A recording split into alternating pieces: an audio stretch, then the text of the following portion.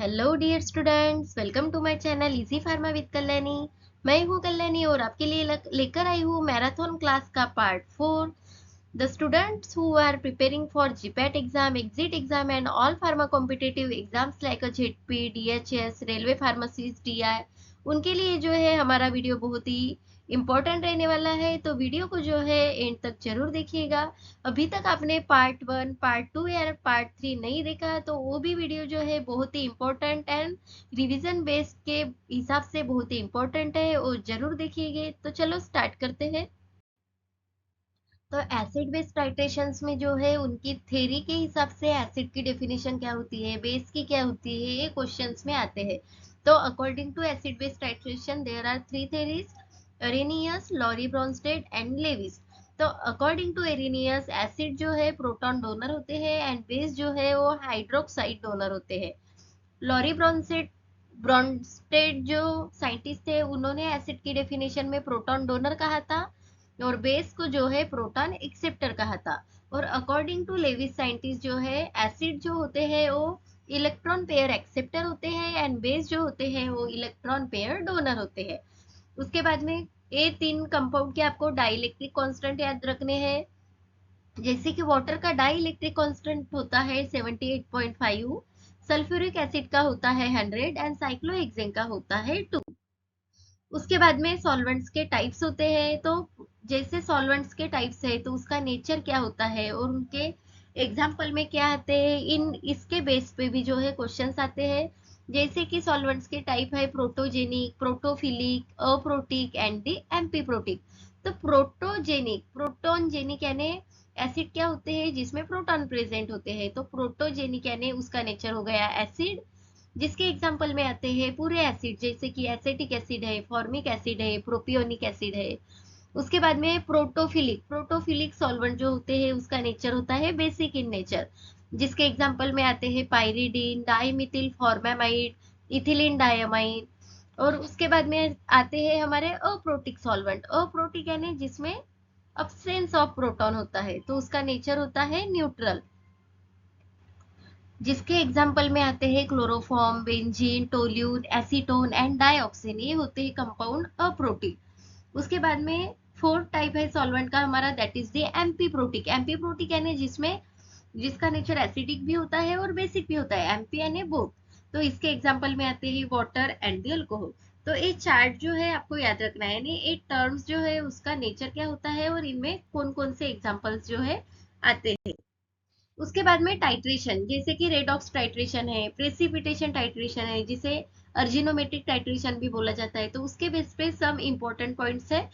जैसे कि redox titration में oxidising agents and reducing agents use होते हैं। तो उसके एग्जाम्पल में कौन कौन से एजेंट आते हैं, जैसे कि ऑक्सीडाइजिंग एजेंट है उसमें KMnO4, K2Cr2O7 यानी potassium permanganate and potassium dichromate जैसे कंपाउंड जो है oxidising agent as a use करते हैं हम इन दी रेडॉक्स टाइट्रेशन। उसके बाद में रिड्यूसिंग एजेंट्स भी यूज करते हैं, जिसमें आता है ferric chloride, hydrogen sulphide gas. उसके बाद में इसमें इंडिकेटर्स, रेडॉक्स टाइट्रेशन में हम कौन से इंडिकेटर्स यूज करते हैं तो देखिए। तो इसमें जो है इंटरनल इंडिकेटर जिसे रेडॉक्स इंडिकेटर बोला जाता है, self indicator and external indicator जो है हम रेडॉक्स इंडिकेटर्स में यूज करते हैं। तो इसके एग्जांपल में देखिए, इंटरनल इंडिकेटर में आते हैं फेरोइन, डाइफिनिलामाइन। सेल्फ इंडिकेटर में हम यूज करते हैं पोटेशियम परमैग्नेट, उसको KMnO4 बोलते हैं, और सेरिक अमोनियम सल्फेट। और एक्सटर्नल इंडिकेटर में हम रेडॉक्स टाइट्रेशन में यूज करते हैं पोटेशियम डाइक्रोमेट। उसके बाद में प्रेसिपिटेशन टाइट्रेशन है जिसे अर्जिनोमेट्रिक टाइट्रेशन भी बोला जाता है। उसमें मेथड्स आती है हमारी मोहर्स मेथड, ओलहार्ट्स मेथड, फजन्स मेथड। तो देखिए मोहर्स मेथड में क्या होता है, NaCl का टाइट्रेशन होता है with the silver nitrate by using the potassium chromate as a indicator. तो इस ये आपको सेंटेंस याद रखना है, इस पर भी जो है एग्जाम्स में क्वेश्चन आता है। जैसे कि मोहर्स मेथड्स में किसके साथ किसकी रिएक्शन होती है, कौन सा इंडिकेटर यूज करते हैं, तो आपको ये याद रखना है। उसके बाद में ओलार्ड्स मेथड होती है, फजन्स इंडिकेटर्स है फजन्स मेथड में, जिसे एड्सॉर्प्शन इंडिकेटर भी बोला जाता है। उसके एग्जांपल में आते हैं एसिटिक डाई जिसमें आता है ईओसिन, फ्लोरोसिन, बेसिक डाई में आते हैं रोडामाइन, रोज बेंगॉल, एंड उसके बाद एक मेथड होती है दैट इज द गे-ल्यूसैक मेथड, जिसे टर्बिडिटी मेथड भी बोला जाता है। तो ये इन जनरल आपको redox titration and precipitation titration के बारे में जो है पता हो। इंडिकेटर्स में भी जो है आपको क्वेश्चंस होगा, जैसे कि डिफरेंट टाइट्रेशंस होते हैं, उसके डिफरेंट डिफरेंट इंडिकेटर्स होते हैं। जैसे कि कॉम्प्लेक्सोमेट्रिक टाइट्रेशन है तो उसके इंडिकेटर्स के एग्जांपल में आते हैं murexide, solochrome black, calcon, solochrome dark blue and the xylenol orange. उसके बाद में प्रेसिपिटेशन टाइट्रेशंस के इंडिकेटर्स के एग्जांपल में आते हैं eosin, fluorescein, rhodamine, rose bengal. Non aqueous titration होता है, उसमें आते हैं हमारे crystal violet, methyl red, oracet blue B. Aqueous titrations में आते हैं methyl orange, phenolphthalein, methyl red, Congo red. तो ये सभी एग्जांपल्स आपको डिफरेंट टाइट्रेशंस के डिफरेंट इंडिकेटर्स के एग्जांपल आपको याद रखने हैं। इस पर जो है क्वेश्चंस, एक या दो क्वेश्चंस आते ही आते हैं in the all pharma competitive exams में। उसके बाद में यूवी लाइट के जो स्पेक्ट्रा होते हैं तो उसमें बियर्स लॉ है, लैम्बर्ट्स लॉ है, उसके उसके कुछ डेविएशंस है, तो इन पे भी जो है जीपैट पे क्वेश्चंस आता है। तो बियर्स लॉ क्या होता है ये आपको पता होना चाहिए, लैम्बर्ट्स लॉ क्या होता है, तभी आप जो है इसके बेस पे जो एमसीक्यू आते हैं वो करेक्ट आपको टिक कर सकेंगे। तो बियर्स लॉ क्या है, intensity of a beam of monochromatic light decreases exponentially with increase in the concentration of absorbing substance. तो बियर्स लॉ जो है सिंपली डायरेक्टली प्रोपोर्शनल होता है टू द एब्सॉर्प्शन, क्योंकि यहाँ देखिए डिक्रीज होता है exponentially with increasing concentration of absorbing substance. तो ये जो है बियर्स लॉ डायरेक्टली प्रोपोर्शनल है टू द एब्सॉर्प्शन। उसके बाद में लैम्बर्ट्स लॉ क्या है, तो देखिए when a beam of light is allowed to pass through the transparent medium, the rate of decrease the intensity with thickness of medium is directly proportional to the intensity of the light. तो जो in decrease, तो thickness के साथ साथ जो intensity उसकी decrease होती है वो डायरेक्टली प्रोपोर्शनल होती है to the intensity of the light के। तो ये होता है हमारा लैम्बर्ट्स लॉ। उसके बाद में इसके इसके कुछ डेविएशंस है बियर्ड्स लैम्बर्ट्स लॉ के, तो वो भी जो है उसके बेस पे भी क्वेश्चन आ सकता है, तो आपको जो डेविएशंस है वो पता होने चाहिए। जैसे कि ये जो बियर्ड्स एंड लैम्बर्ट्स लॉ जो है वो ओनली इन डाइल्यूट सॉल्यूशन, यानी जो कॉन्सेंट्रेशन सॉल्यूशन में जो है वो लॉ ओबे नहीं होता।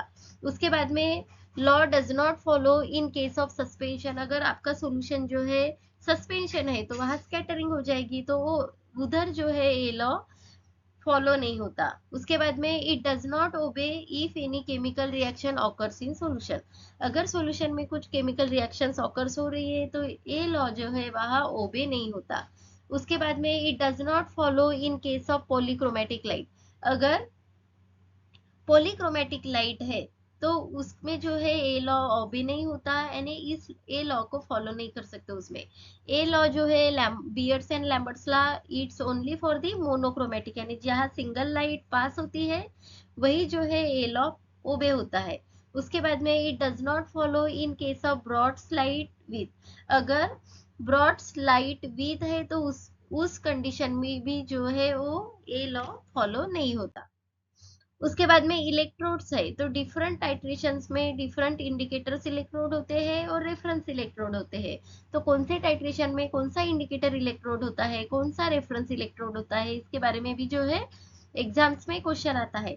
जैसे कि एसिड बेस्ड टाइट्रेशन है उसमें जो है ग्लास इंडिकेटर इलेक्ट्रोड होता है और रेफरेंस इलेक्ट्रोड होता है कैलोमेल और the silver silver calomel chloride, silver silver chloride.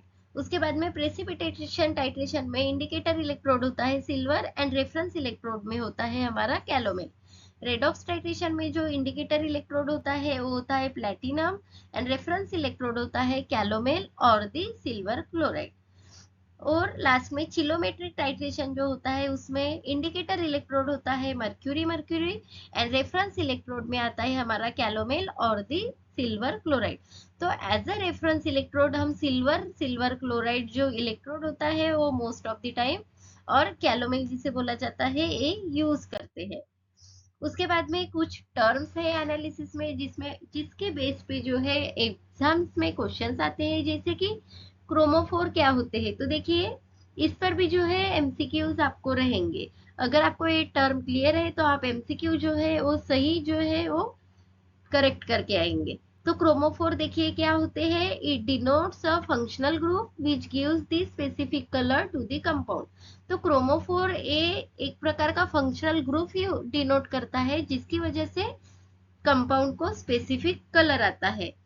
Also, it may be defined as any group which exhibits the absorption of electromagnetic radiations in the visible or the ultraviolet region। अगर solution है visible या ultraviolet reason में, आप वहाँ उसको observe कर रहे हैं, तो वो एग्जिबिट करता है absorption of the electromagnetic radiation. तो ऐसा कंपाउंड जो इलेक्ट्रोमैग्नेटिक रेडिएशंस को एब्जॉर्ब करता है, उस कंपाउंड को बोला जाता है क्रोमोफोर। नेक्स्ट टर्म है बैथोक्रोमिक शिफ्ट, जिसे रेड शिफ्ट भी बोला जाता है। तो आपको ये भी पता होना चाहिए कि बैथोक्रोमिक शिफ्ट को रेड शिफ्ट बोलते हैं, और हिप्सोक्रोमिक शिफ्ट जो है उसे ब्लू शिफ्ट भी कहते हैं। तो बैथोक्रोमिक शिफ्ट क्या है, तो it involve the shift of absorption maximum towards the longer wavelength. तो ये मैक्सिमम होती है लॉन्गर वेवलेंथ में।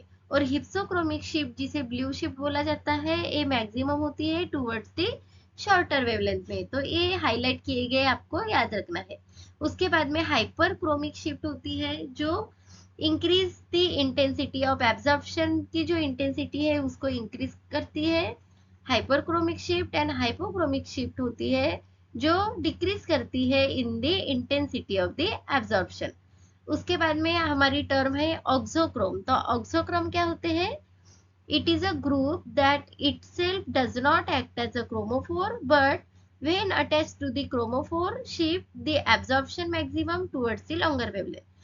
अगर एक ऑक्सोक्रोम जो है क्रोमोफोर नहीं होते, लेकिन क्रोमोफोर को अटैच होके जो है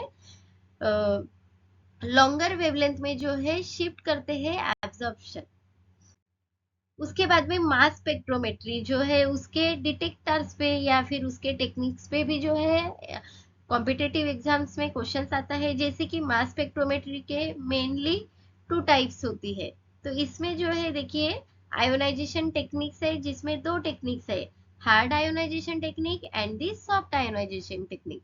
तो इसमें आपको ये याद रखना है कि कौन कौन से हम सैंपल्स है, कौन सी गैस है, कौन से मेथड में कौन सा यूज करते हैं, कौन सा डिटेक्टर यूज करते हैं, इस तरह से। जैसे कि हार्ड आयोनाइजेशन टेक्निक में जो है electron bombard on the sample पे इलेक्ट्रॉन बम्बार्ड होते हैं, केमिकल आयोनाइजेशन होता है, और मीथेन गैस हम इसमें यूज करते हैं। फील्ड आयोनाइजेशन जो होता है, जिसमें मेटल प्लेट्स होती है जो हाई वोल्टेज की होती है।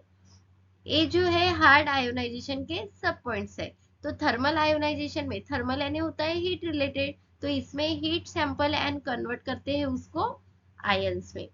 उसके बाद में सॉफ्ट आयोनाइजेशन टेक्निक है, जिसमें फैब एंड माल्डी। तो फैब का फुल फॉर्म होता है फास्ट एटम बम्बार्डमेंट, माल्डी यानी होता है matrix assisted laser desorption ionisation. तो फैब जो मेथड होती है उसमें आर्गन एंड जेनॉन जो है हम यूज करते हैं। और इसमें डिटेक्टर जो है मास स्पेक्ट्रोमेट्री में जो मोस्टली यूज होता है वो होता है फैराडे कप। तो इस पर भी जो है क्वेश्चन से हाईलाइट लाइन है, तो आपको ये मास स्पेक्ट्रोमेट्री से रिलेटेड जो है ये इंपॉर्टेंट टेक्निक्स एंड मेथड्स है, ये आपको याद रखना है। उसके बाद में एनएमआर में भी जो क्वेश्चंस आते हैं, एनएमआर आने होता है न्यूक्लियर मैग्नेटिक रेजोनेंस। तो इसमें जो है शील्डिंग एंड डी शील्डिंग का क्राइटेरिया आपको पता होना चाहिए। अगर उस पर कोई एमसीक्यू आता है तो आपको जो है वो आना चाहिए। तो शील्डिंग एंड डी शील्डिंग, तो शील्डिंग यानी होता है high energy and D shielding यानी होता है लो एनर्जी। तो देखिए शील्डिंग यानी होता क्या है, effective magnetic field is less than the applied magnetic field. यानी जो हम मैग्नेटिक फील्ड होती है वो लेस होती है जो हम अप्लाइड मैग्नेटिक फील्ड, अप्लाइड जो कर रहे हैं मैग्नेटिक फील्ड उससे लेस होती है हमारी इफेक्टिव मैग्नेटिक फील्ड। और डी शील्डिंग में जो है वो उल्टा होता है, अगर शील्डिंग में लेस है तो डी शील्डिंग में जो है इफेक्टिव मैग्नेटिक फील्ड मोर होती है than the applied magnetic field. इसका जो यूनिट है unit for applied magnetic field जो होता है गिव्स होता है वेबर और द टेस्ला। तो ये आपको यूनिट भी जो है यूनिट पर भी क्वेश्चन आ सकता है, तो आपको ये पता होना चाहिए।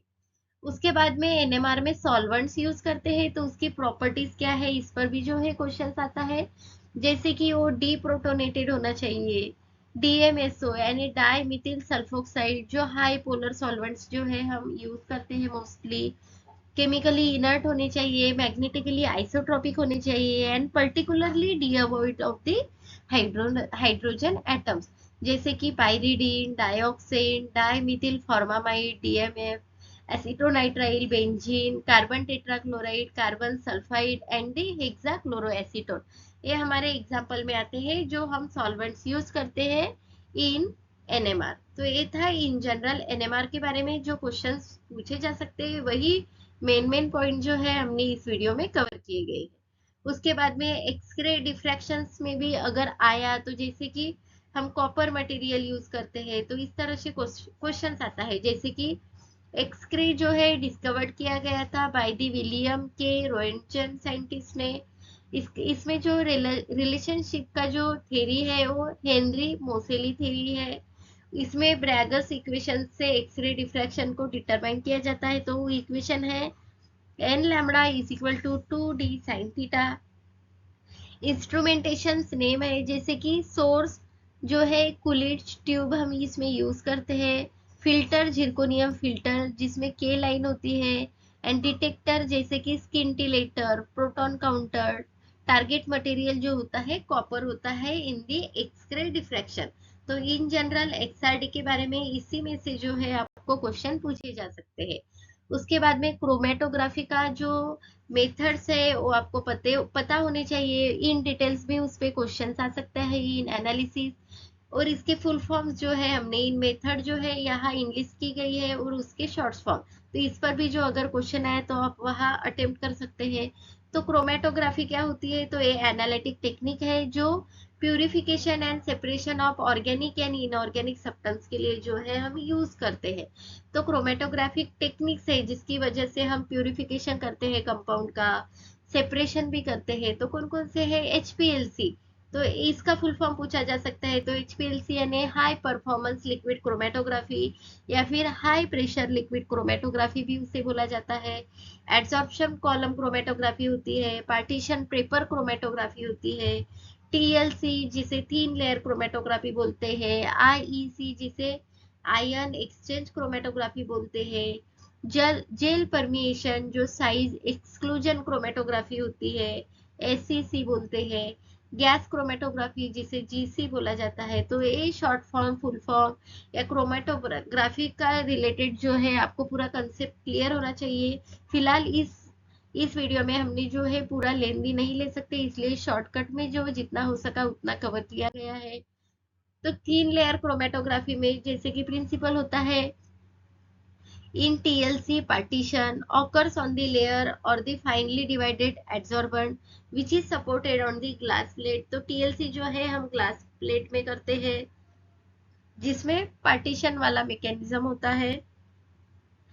टीएलसी की प्लेट में भी क्वेश्चन आ सकता है। तो टीएलसी की प्लेट का थिकनेस जो है 0.1 to 2 mm आपका होना चाहिए। तो इस पर भी एमसीक्यूज में आ सकते हैं आपको। उसके बाद में कुछ मटेरियल्स के एग्जांपल्स है, जैसे कि एडसॉर्बेंट सिलिका जेल, एल्यूमिना की sugar and powdered cellulose binding agent, calcium sulphate. Solvents में जो है petroleum ether, carbon tetrachloride, benzene, chloroform, diethyl ether, ethyl alcohol water etcetera. Detecting agent में हम कंपाउंड यूज करते हैं like iodine vapour, sulphuric acid, इस तरह से। उसके बाद में गैस क्रोमेटोग्राफी जो है उसमें, तो gas chromatography is based on the distribution of gaseous solute between the gas and the liquid or the solid phase। तो इस पे जो है गैस क्रोमेटोग्राफी के मेनली टू टाइप्स होते हैं, gas solid chromatography and gas liquid chromatography. ये जो गैस क्रोमेटोग्राफी है मोस्ट सेंसिटिव क्रोमेटोग्राफी है, जिसमें स्टेशनरी फेज कौन से यूज करते हैं, मोबाइल फेज कौन सी होती है। तो गैस क्रोमेटोग्राफी में मोबाइल फेज होती है हमारी गैस, डिफरेंस होता है इन स्टेशनरी फेज, अगर सॉलिड है तो सॉलिड कंपाउंड, लिक्विड है तो लिक्विड कंपाउंड इस स्टेशनरी फेज में आते हैं। तो गैस सॉलिड क्रोमेटोग्राफी में हमारे स्टेशनरी फेज में आते हैं ग्रैनुलर सिलिका, एल्यूमिना, कार्बन। और गैस लिक्विड क्रोमेटोग्राफी के स्टेशनरी फेज के एग्जांपल में आते हैं के शुल्गर, डायटोमेटियस और इस तरह से। तो इन जनरल ये चीजें आपको पता होनी चाहिए।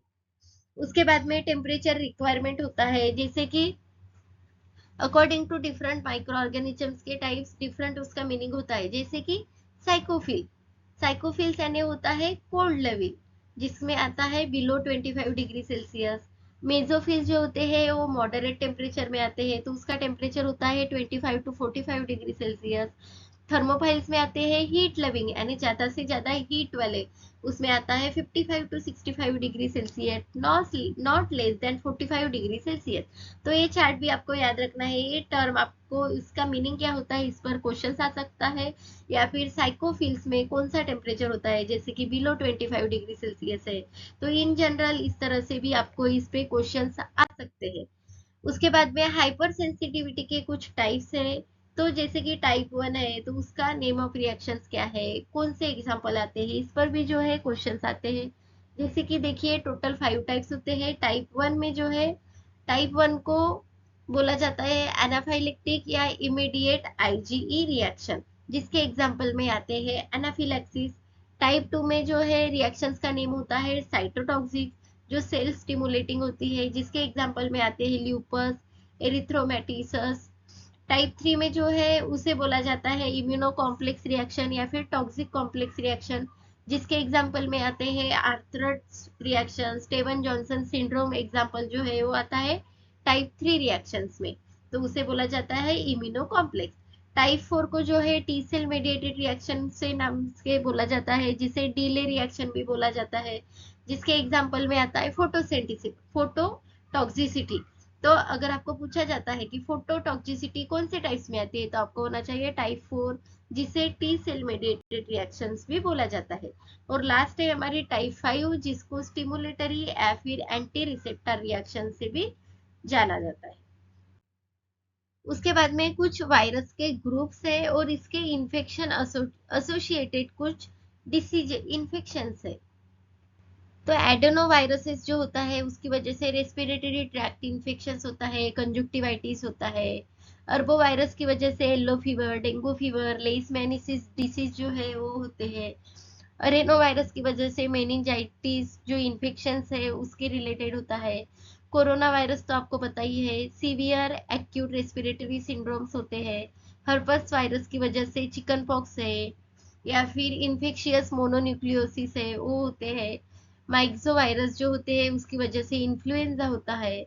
माइक्सो वायरसेस जो पैरा वाले होते हैं उसकी वजह से मम्स फीवर होता है। पाई कोरोना वायरसेस जो होते हैं उसकी वजह से पोलियोमाइलिटिस जो इन्फेक्शन है उसके रिलेटेड होता है। रियो वायरसेस की वजह से डायरिया होता है। रेट्रो वायरसेस की वजह से एड्स होता है। रैप्डो वायरसेस की वजह से रैबीज होता है। और टोगा वायरसेस जो होता है उसकी वजह से रूबेला होता है। एंड लास्ट है वेरियोला वायरसेस, उसकी इसकी वजह से होता है स्मॉल पॉक्स। तो ये इन जनरल आपको कौन से वायरस की वजह से कौन सा इन्फेक्शन होता है इस पे भी माइक्रोबायोलॉजी बेस्ड क्वेश्चंस आ सकते हैं, तो आपको ये तो है पता होनी चाहिए।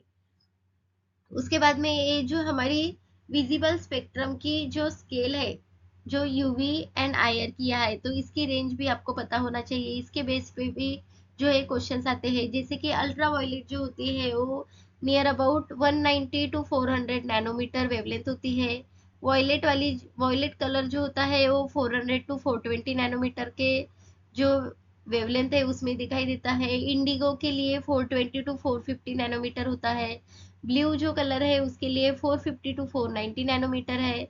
ग्रीन के लिए 490 टू 570 नैनोमीटर है। येलो के लिए 570 टू 585 नैनोमीटर है। ऑरेंज के लिए जो है, ऑरेंज कलर जो आपको ऑब्जर्व होता है उसकी वेवलेंथ है 585 टू 620 नैनोमीटर। एंड रेड के लिए होती है 620 टू 780 नैनोमीटर। तो ये आपको जो है, तो नियर 400 जो है यूवी का हायर फ्रीक्वेंसी होता है, और आईआर का जो है लोअर फ्रीक्वेंसी नियर 800 होता है। तो ये डिफरेंट कलर विजिबल स्पेक्ट्रम है, तो कौन सी वेवलेंथ में कौन सा कलर एब्जॉर्ब होता है ये इन जनरल आपको यहाँ दिखाई देगा। उसके बाद में इसके अलावा जो है आपको सेरोलॉजिकल टेस्ट पढ़ने हैं, sources of antibiotic, sources of diseases, adverse drug reaction, antidotes है, ड्रग इंटरेक्शंस है, कॉजेटिव एजेंट्स है। तो इसके सेपरेट वीडियोस ऑलरेडी हमने जो है कवर किए गए हैं, जिसके एमसीक्यू बेस्ड वीडियोस जो है एक बार प्ले लिस्ट में जरूर देखिएगा। इसके बाद में हम जो है पार्ट 5 हमारा पूरे के पूरे एमसीक्यूज में बेस्ड करने वाले हैं, तो ज़्यादा से ज़्यादा स्टूडेंट जो है चैनल के साथ जुड़े रहिए। Thank you dear students for watching the video. यहाँ पे हमने most of the analysis based जो क्वेश्चंस एग्जाम में आते हैं वो कवर किए गए हैं। वीडियो अच्छा लगे तो वीडियो को लाइक करें, अपने दोस्तों के साथ शेयर करें, अगर कुछ क्वेरीज है तो कमेंट करें। All the best dear students.